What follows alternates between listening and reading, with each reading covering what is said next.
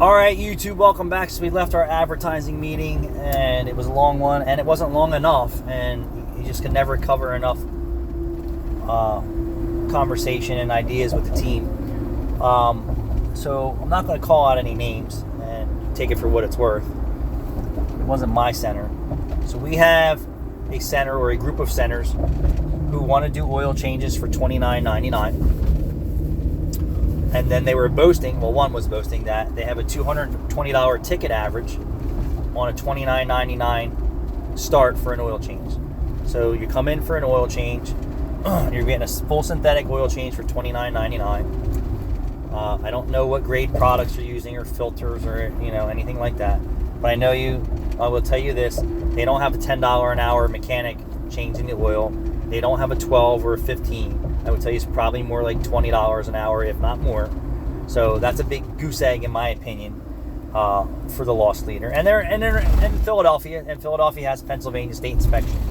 So let's talk about what it takes to get to a $220 oil change at $30. Well, you're down to $190 worth of add-ons or add-on and repairs.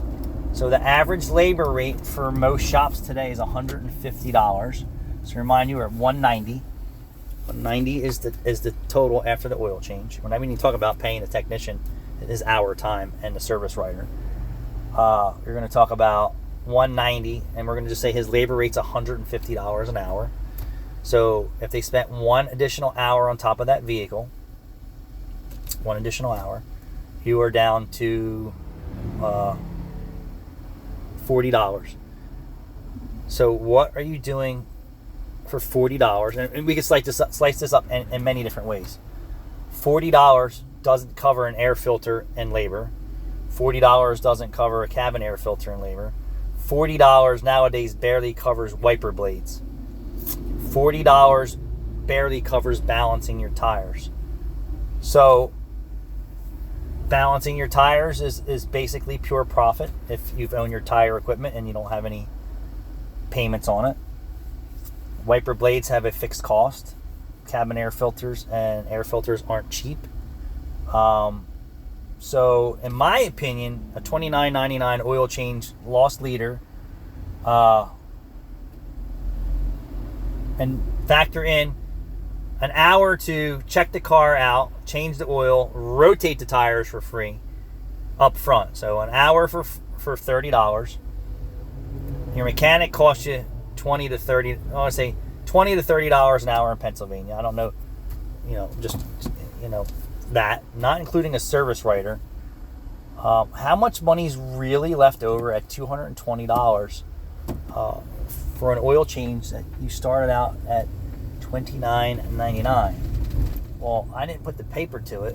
I just put the quick math to it, and that tells me that doesn't work. Now, if you said that you were getting $90 for an oil change, I would say, yes, you're starting to become profitable at $60 or $90, and we'll just use those numbers for round numbers. And then you upsold the needed repairs like wiper blades, tire balancing, filters. Forget fuel injection service. A fuel injection service is $150 on average, or a GDI service. So those numbers really don't make a whole lot of sense to me there. But in Pennsylvania, where you have state inspection,